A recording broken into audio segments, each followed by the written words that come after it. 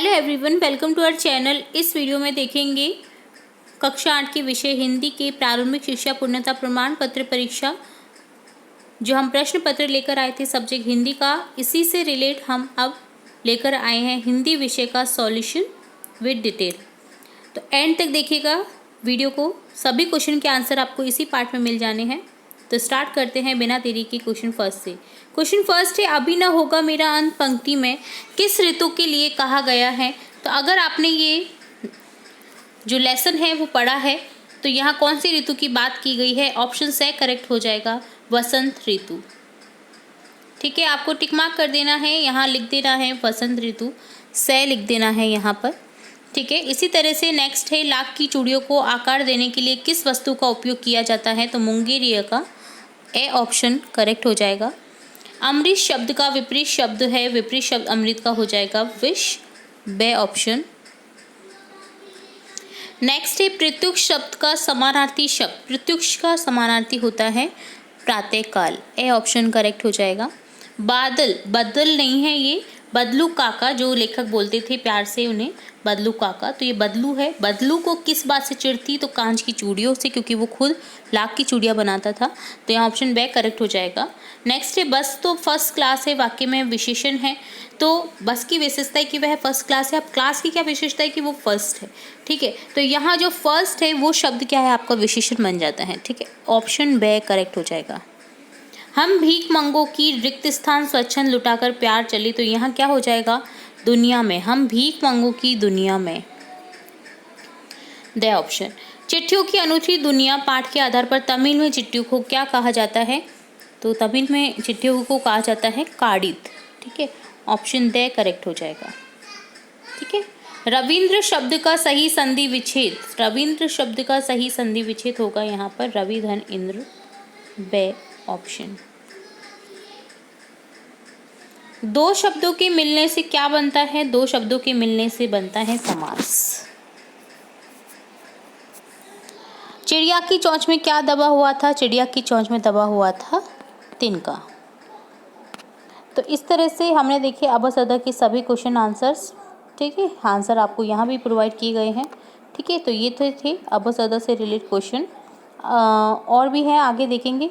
जहाँ पर मुर्गियों को रखा जाता है उसे क्या कहा जाता है, तो उसे कहा जाता है ऑप्शन से दड़बा, तो यहाँ से लिख देना है। नैनन की जलसो पग धोए पंक्ति में किसने पैर धोए, तो कृष्ण ने सुदामा के, ऑप्शन बे करेक्ट हो जाएगा। पुडुकोट्टई किस राज्य का जिला है, तो जो साइकिल आंदोलन था वो कौन से राज्य में हुआ था, पुडुकोट्टई, पुडुकोट्टई कौन से राज्य में हुआ था, जो पुडुकोट्टई जिले में हुआ था, सॉरी, और राज्य कौन सा था, तमिलनाडु, ऑप्शन द करेक्ट हो जाएगा। नेक्स्ट है, गवरिया की टोपी में कितने फूंदे थे, तो 5 फूंदे थे, तो यहाँ ऑप्शन बे करेक्ट हो जाएगा। ठीक है, इस तरह से कंप्लीट होते हैं आपके सभी एबीसीडी वाले पार्ट। नेक्स्ट क्वेश्चन सेकंड है, नीचे दी गई पंक्तियों की पूर्ति सही शब्द चुनकर कीजिए। अब पंक्तियों की पूर्ति करनी है आपको सही शब्द चुनकर। तो यहाँ जैसे होगा, अभी न होगा मेरा क्या अंत। ठीक है, तो यहाँ लिख देना आपको अंत। मैं ही अपना रिक्त स्थान मृदुल कर, तो यहाँ हो जाएगा स्वप्न मृदुल कर। जगह एक, यहाँ क्या हो जाएगा, प्रत्युष मनोहर। धोती फटी सी लटी, क्या, दुपटी। ठीक है, तो यहाँ हो जाएगा लटी दुपटी। पूछत दीन दयाल को, यहाँ क्या हो जाएगा, धाम, पूछत दीन दयाल को धाम। ऐसे बेहाल, तो यहाँ हो जाएगा विबाइन, बिवाइन। ऐसे बेहाल बिवाइन सो पग कंटक जाल लगे पुनी जोई। और लास्ट है, कांख में चापी रहे तुम, तो क्या हो जाएगा, पोटरी। कांख में क्या चाप रही, मतलब क्या दबी हुई थी, पोटरी। ठीक है, तो यहाँ हो जाएगा पोटरी कांख में चापी रहे तुम। चलिए नेक्स्ट देखेंगे क्वेश्चन थर्ड। नीचे दिए गए वाक्यों को पढ़कर सही व गलत का निशान लगाना है आपको। दोषों का पर्दाफाश करना बुरी बात नहीं है, तो ये सही सेंटेंस कहा गया है। ठीक है, लेखक ने कहा था दोषों का पर्दाफाश करना बुरी बात नहीं है। भारतवर्ष सदा कानून को धर्म नहीं मानता है, तो धर्म मानता है, तो यहाँ ये जो है ये गलत हो जाएगा, तो रॉन्ग करेंगे हम इसे। नेक्स्ट है, ईमानदारी को मूर्खता का पर्याय समझा जाने लगा है, ये सही है। सांप मन ही मन बाज की मूर्खता पर दुखी था या खुश था? तो मन ही मन खुश था। ठीक है, तो ये गलत हो जाएगा आपका फोर्थ सेंटेंस। आदमी तो लिबास से फकत लाज ही नहीं रखता है, ये गौरे ने गौरी से कहा था। तो यहाँ ये सेंटेंस सही है। कपड़ा बुनने वाले को बुनकर कहा जाता है, ये भी सही है। ठीक है, आंसर इस तरह से आपके हो जाएंगे। ठीक है, फोर्थ क्वेश्चन है, नीचे दिए गए शब्दों के दो दो पर्यायवाची लिखिए। शब्दों के दो दो पर्यायवाची लिखने हैं। ठीक है, तो देखते हैं, चलिए। चंद्रमा का, चांद, निशाकर, विधु, पुष्प, फूल, सुमन, कुसुम, भ्रमर, मधुकर, मिलिंद, सूर्य, सूरज, रवि, दिनकर। ठीक है, इस तरह से आपको दो दो पर्यायवाची लिखने थे। एक एक मैंने एक्स्ट्रा ही बताया है आपको, तो आप कोई भी दो लिख सकते हैं।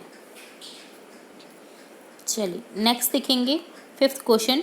नीचे दिए गए वाक्यांश का मिलान करें। आपको मिलान करना है, तो यहाँ इस तरह से मिलान कर देना है आपको। हम दीवानों की क्या हस्ती, मस्ती का आलम साथ चला। दीवानों की दुनिया से लिया गया है ये सभी सेंटेंस। आई बनकर उल्लास अभी, हम धूल उड़ाते जहाँ चले। तो इस तरह से मिलान करना था फिफ्थ क्वेश्चन में। चलिए नेक्स्ट देखेंगे, सिक्स क्वेश्चन। नीचे दिए गए वाक्यों का समानार्थी शब्द लिखिए। तो समानार्थी शब्द लिखना है। वस्तु के बदले वस्तु, लेना देना क्या हो जाएगा? विनिमय।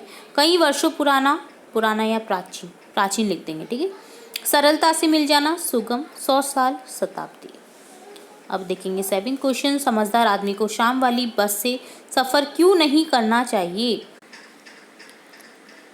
तो यहाँ लोगों ने लेखक से कहा था कि समझदार लोग शाम की बस से यात्रा नहीं करते हैं। तो ये सलाह इसलिए दी क्योंकि वे जानते थे कि बस की हालत बहुत ख़राब है। रास्ते में बस कभी भी कहीं भी धोखा दे सकती है। बस यात्री को गंतव्य तक ठीक से पहुंचा ही देगी, यह कहना मुश्किल था। नेक्स्ट एट्थ क्वेश्चन है। एट्थ क्वेश्चन, आपको कौन सी ऋतु सबसे अच्छी लगती है, क्यों? तो आपको बताना है कि कौन सी ऋतु आपको अच्छी लगती है। हमारे भारत देश में साल भर में क्रमशः 6 ऋतुओं का आगमन होता है। इन सब ऋतु का अपना अलग अलग महत्व होता है। इन ऋतु में वसंत ऋतु सबसे निराली होती है। यह हमारे यहाँ ऋतु चक्र के अनुसार मार्च अप्रैल में आती है। इस काल में मौसम सुहाना होता है, न अधिक सर्दी न अधिक गर्मी। इस ऋतु में पेड़ पौधे जहाँ नए नए पत्ते धारण कर लेते हैं, वहीं चारों ओर फूल खिल जाते हैं। आम के पेड़ों पर बोर आ जाते हैं, खेतों में सरसों के फूल खिल जाते हैं। कोयल की मधुर कूक आदि सब मिलकर वातावरण को मादक बना देते हैं। मानव जीवन उमंग और उत्साह से भर उठता है। नेक्स्ट देखेंगे, नेक्स्ट क्वेश्चन, नाइन्थ क्वेश्चन। नीचे दिए गए मुहावरों का वाक्य में प्रयोग कीजिए। 9 2 11 होना, आंखों का तारा। तो यहाँ मुहावरों में प्रयोग होगा 9 2 11 होना, भाग जाना। चोर सूने मकान में चोरी करके 9 2 11 हो गया। आंखों का तारा यानी बहुत प्यारा होना। कृष्ण यशोदा की आंखों का तारा था। क्वेश्चन 10 है, प्रय उपसर्ग लगाकर 2 नए शब्द बनाइए। तो प्रय उपसर्ग से आपको 2 शब्द बनाने हैं, जो कि हो जाएगा प्रय धन क्रिया, प्रक्रिया। प्रय धन ख्यात, प्रख्यात। 11 क्वेश्चन है, कोरोना बचाव से कोई 2 उपाय बताइए। आपको बताना है कोरोना से 2 उपाय बचने के। मास्क का प्रयोग करके बाहर निकलना, हाथों को साबुन से अच्छी तरह धोना। नेक्स्ट क्वेश्चन 12 है, गाड़ी चलाते समय कौन कौन सी सावधानियां रखनी चाहिए? तो आपको बताना है। बहुत इंपॉर्टेंट प्रश्न है, हर एग्जाम में आता ही आता है आपकी। तो यहाँ लिखने हैं हमें सावधानियां। गाड़ी चलाते समय बातचीत ना करें। गाड़ी चलाते समय सीट बेल्ट बांधनी चाहिए। गाड़ी चलाते समय मोबाइल पर बात नहीं करें। नशा करके गाड़ी ना चलाएं। तेज गति से गाड़ी ना चलाएं। नेक्स्ट देखेंगे 13, साइकिल की विनम्र की सवारी। साइकिल को, यहाँ पर को है, साइकिल को विनम्र की सवारी क्यों कहा गया है?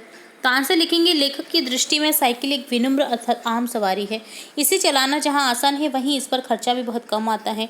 ये स्त्री पुरुष दोनों के लिए उपयोगी है। उसने कभी नहीं सोचा था कि साइकिल जैसी आम सवारी भी किसी के जीवन में इतना बड़ा परिवर्तन ला सकती है। यह तो उसने पुडुकोट्टई पहुँचने के बाद ही जाना था, क्योंकि वहाँ की महिलाओं में जागृति लाने का कार्य साइकिल ने ही किया था। 14 है, 14 क्वेश्चन, कामचोर कहानी क्या संदेश देती है? तो यहाँ हम लिखेंगे, कामचोर कहानी यह संदेश देती है कि माता पिता को चाहिए कि बच्चों को घर के कार्य करने की आदत डालनी चाहिए। उन्हें निठल्ला बैठाकर नौकरों पर आश्रित नहीं करना चाहिए।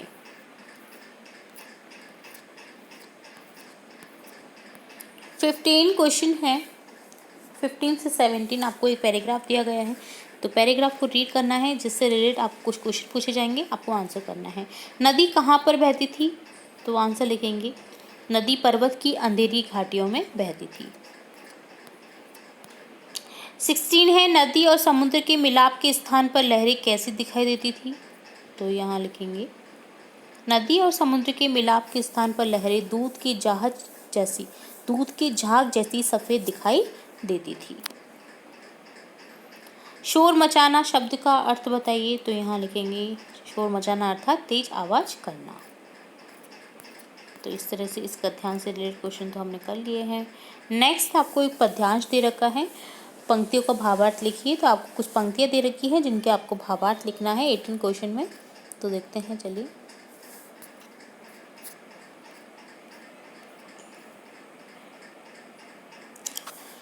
ये सवैया नरोत्तम दास द्वारा रचित सुदामा चरित पाठ से लिया गया है। यह उस समय का वर्णन है जब गरीब सुदामा अपने बचपन के मित्र श्री कृष्ण से मिलने द्वारका आए। द्वारकल ने उन्हें रोका। द्वारकाधीश को उनके आगे आने की जब वो आए थे तो उनके आने की सूचना दी गई। व्याख्या है, द्वारपाल कहता है कि हे प्रभु, दरवाजे पर एक निर्बल ब्राह्मण आया है जिसके सिर पर न पगड़ी है न शरीर पर कुर्ता है। वह न जाने किस ग्राम का रहने वाला है। उसकी धोती फटी हुई है, उसके कंधे पर फटा सा दुपट्टा पड़ा हुआ है, उसके पैरों में जूते भी नहीं है। दरवाजे पर एक दुर्बल ब्राह्मण खड़ा हुआ महलों व द्वारका की धरती की सुंदरता देखकर चकित हो रहा है। यह दीनों पर दयाल करने वाले श्री कृष्ण का धाम पूछ रहा है और अपना नाम सुदामा बताता है।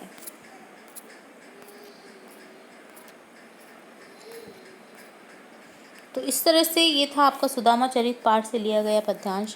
तो हमने व्याख्या सहित जो पंक्ति है आपकी सह प्रसंग व्याख्या देख ली है क्वेश्चन 18 की। चलिए नेक्स्ट देखेंगे आप।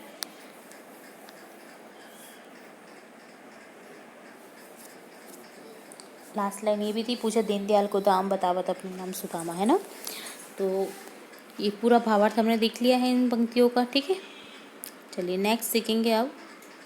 खंड से आपको किसी एक शीर्षक पर कहानी लिखना है 19 क्वेश्चन में। या तो आप लिखिए मेहनत का फल मीठा होता है, अथवा जैसे को तैसा। तो हम कोई भी एक स्टोरी देखेंगे, तो यहाँ लिखेंगे जैसे को तैसा।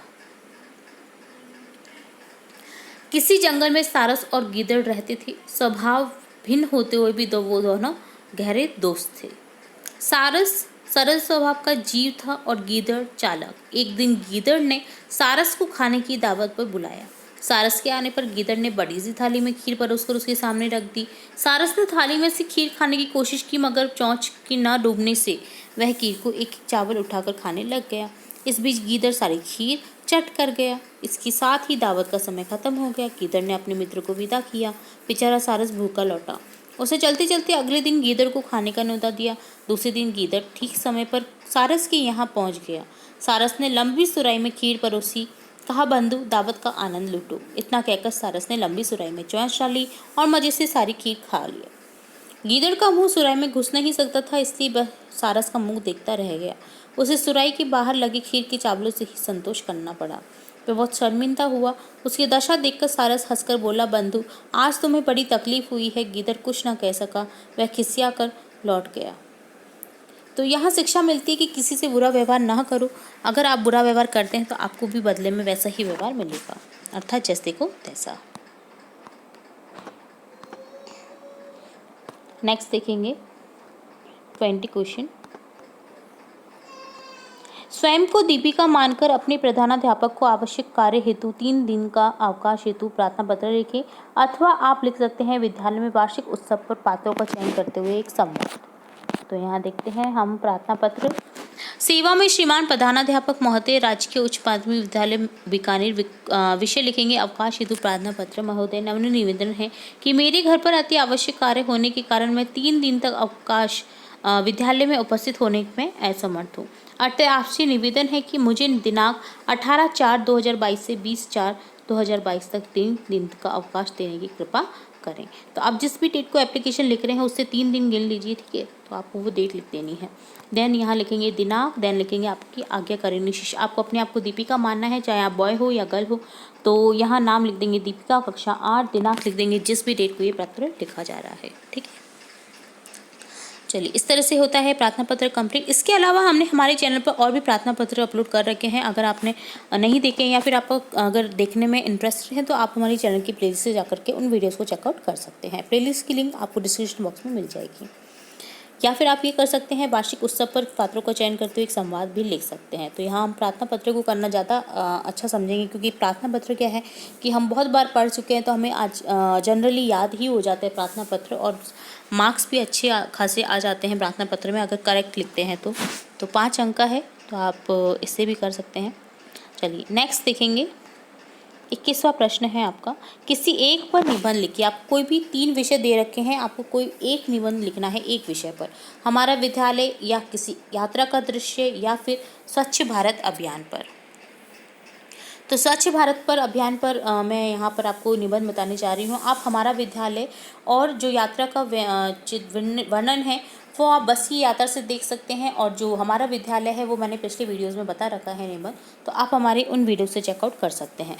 यहाँ हम देखेंगे स्वच्छता जो है, स्वच्छ भारत अभियान पर निबंध। ठीक है, प्रस्तावना लिखना है। सबसे पहले स्वच्छता का अर्थ साफ सफाई से है। साफ सफाई से रहना मनुष्य जीवन के लिए अति आवश्यक है, इसलिए हम रोज़ सुबह उठकर नहाने धोने का काम करते हैं। तो आपको इसी तरह पॉइंट वाइज लिखते हुए जाना है ताकि आपके मार्क्स बिल्कुल भी ना कटें। तो प्रस्तावना लिख दिया हमने। नेक्स्ट देखेंगे, और माता और बहनें घर बाहर झाड़ने बुहारने का काम करती हैं, क्योंकि इसके पीछे हमारी निरोगी काया बनाए रखने की अवधारणा रहती है। नेक्स्ट लिखेंगे, स्वच्छ भारत अभियान व घोषणा। स्वच्छता का भाव हमारे जीवन से जुड़ा हुआ है। इसी भाव के प्रति जागरूकता लाने के लिए हमारे वर्तमान प्रधानमंत्री श्री नरेंद्र मोदी ने राष्ट्रव्यापी स्वच्छ भारत अभियान का औपचारिक शुभारंभ 2 अक्टूबर 2014 को गांधी जयंती के शुभ अवसर पर नई दिल्ली में एक वाल्मीकि बस्ती में झाड़ू लगाकर किया, और स्वतंत्रता दिवस 2014 को लाल किले की प्राचीर से स्वच्छ भारत अभियान की घोषणा की। स्वच्छता आंदोलन का आह्वान। प्रधानमंत्री नरेंद्र मोदी ने स्वच्छता आंदोलन का आह्वान करते हुए संदेश रूप में कहा कि हम मातृभूमि की स्वच्छता के लिए अपने आप को समर्पित कर दें। इसके लिए सभी देशवासी प्रत्येक सप्ताह 2 घंटे अर्थात प्रति वर्ष लगभग 100 घंटे का योगदान करें।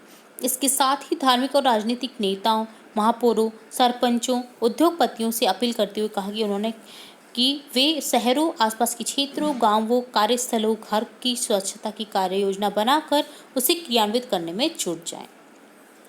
इसके लिए उन्होंने प्रत्येक ग्राम पंचायत को 20-20 लाख रुपए सालाना अनुदान दिया। इससे मार्च 2019 तक 5.5 लाख गांव शौच मुक्त हुए। देश में 10 करोड़ शौचालय बने। उपसंहार, स्वच्छता ही जीवन है। स्वच्छ रहना हमारा अनिवार्य कर्म और धर्म है, इसलिए हमें स्वच्छ रहना चाहिए। स्वच्छ भारत अभियान में अपनी सहयोगात्मक दृष्टि से पूर्ण भागीदारी निभानी चाहिए। इससे हम स्वच्छता का जीवन में महत्व आसानी से समझ सकेंगे और हम स्वयं स्वच्छ रह सकेंगे, अपने देश को भी स्वच्छ बना सकेंगे। तो इस तरह से कंप्लीट होता है ये निबंध। तो हमने देखा स्टार्टिंग से लेकर सभी क्वेश्चन के आंसर्स। टोटल 21 प्रश्न थे, हमने सभी प्रश्न के आंसर देखे हैं। उम्मीद है आपको पूरा पेपर समझ आया होगा। फिर भी आपको किसी क्वेश्चन में कोई डाउट रहता है तो आप हमें कमेंट बॉक्स में कमेंट करके पूछ सकते हैं। तो आने वाली एग्ज़ाम्स के लिए आप सभी स्टूडेंट्स को हमारे चैनल की ओर से बेस्ट ऑफ लक। उम्मीद है आपका पेपर बहुत अच्छे से अच्छा हो और अच्छे से अच्छा परफॉर्म करें, और आप हमें कमेंट बॉक्स में ज़रूर बताएं कि हमारे चैनल के थ्रू आपको अगर थोड़ी भी हेल्प मिलती है तो आप हमें कमेंट बॉक्स में बताएं कि आपको किस तरह से हेल्प मिली है हमारे चैनल के थ्रू, ताकि हमें मोटिवेशन मिले और भी न्यू वीडियोज़ बनाते रहने की, और भी इम्पोर्टेंट आपके लिए जो भी इम्पोर्टेंट वीडियोज़ हैं वो बनाते रहने की मोटिवेशन मिल सके। इसी तरह हम और वीडियो देखते रहेंगे आपकी कक्षा से रिलेट। तो जुड़े रहिए हमारे चैनल के साथ। वीडियो को पूरा देखने के लिए धन्यवाद।